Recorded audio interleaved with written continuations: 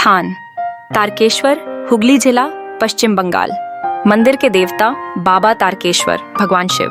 बहुत समय पहले बंगाल के हुगली जिले के तारकेश्वर गांव के पास एक घना जंगल हुआ करता था। गांव के लोग उस जंगल से डरते थे क्योंकि वहां रहस्यमयी आवाजें सुनाई देती थीं। लोग उस ओर जाना टालते थे।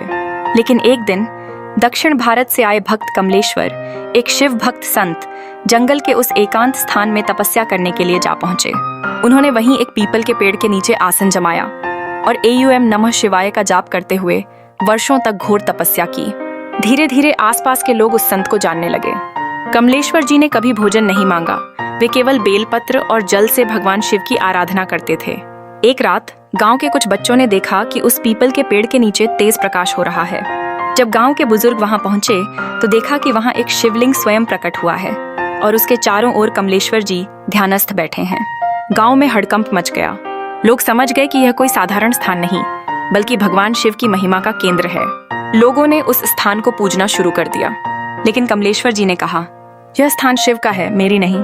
जो कोई भी सच्चे हृदय से यहाँ शिव का पूजन करेगा, उसके कष्ट दूर होंगे।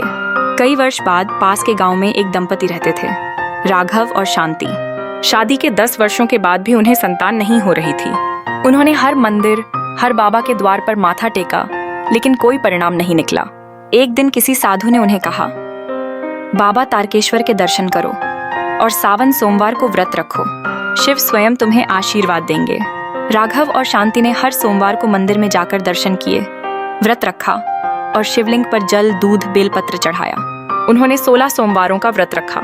17वें सोमवार को शांति ने सपने में देखा कि एक ज्योति रूप भगवान शिव उनके सामने आए और बोले, शांति, मैं तुम्हारे मन की व्यथा जानता हूँ। यह लो, मेरी कृपा से तुम्हारे घर में एक तेजस्वी पुत्र जन्म लेगा। कुछ ही महीनों बाद शांति ने एक स्वस्थ पुत्र को जन्म दिया। उन्होंने उसका नाम शिवांश रखा। इस चमत्कार की खबर आसपास के इलाकों में फैल गई और लोग और अधिक श्रद्धा से बाबा तारकेश्वर की पूजा करने लगे। सूखा और शिव कृपा, खेतों में वर्षा का चमत्कार। सन 1910 के आसपास तारकेश्वर क्षेत्र में भारी सूखा पड़ा। खेत सूख गए, कुएं खाली हो गए, लोग भूखे मरने लगे। राजा को कोई उपाय नहीं सूझा। गांव के पुजारियों और संतों ने एक विशेष रुद्राभिषेक का आयोजन किया और 108 पंडितों के साथ महामृत्युंजय यज्ञ शुरू किया गया। 3 दिन और 3 रात के बाद जब पुजारियों ने आखिरी आहुतियां दी, तभी अचानक आकाश में बादल घिराए, बिजली चमकी और बारिश शुरू हो गई। खेतों में जीवन लौट आया। लोगों ने माना कि यह बाबा तारकेश्वर की कृपा थी।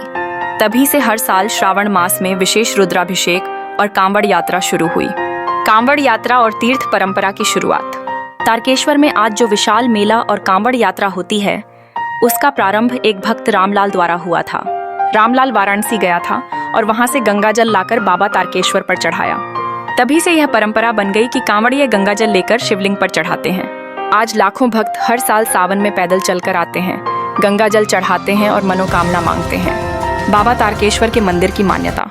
कहते हैं कि जो भी भक्त सच्चे मन से व्रत करता है, बाबा उसकी हर इच्छा पूरी करते हैं। विशेषकर संतान प्राप्ति, विवाह बाधा, बीमारी और मानसिक शांति के लिए भक्त यहाँ आते हैं। इस मंदिर में भूत प्रेत बाधा से छुटकारा पाने के लिए भी पूजा होती है।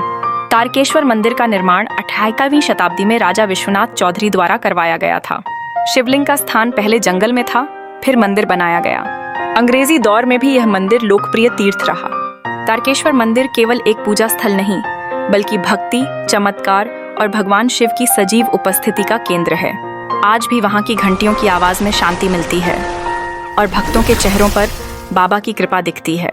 अगर आप भी जीवन में किसी समस्या से जूझ रहे हैं, तो एक बार बाबा तारकेश्वर की शरण में जरूर जाइए।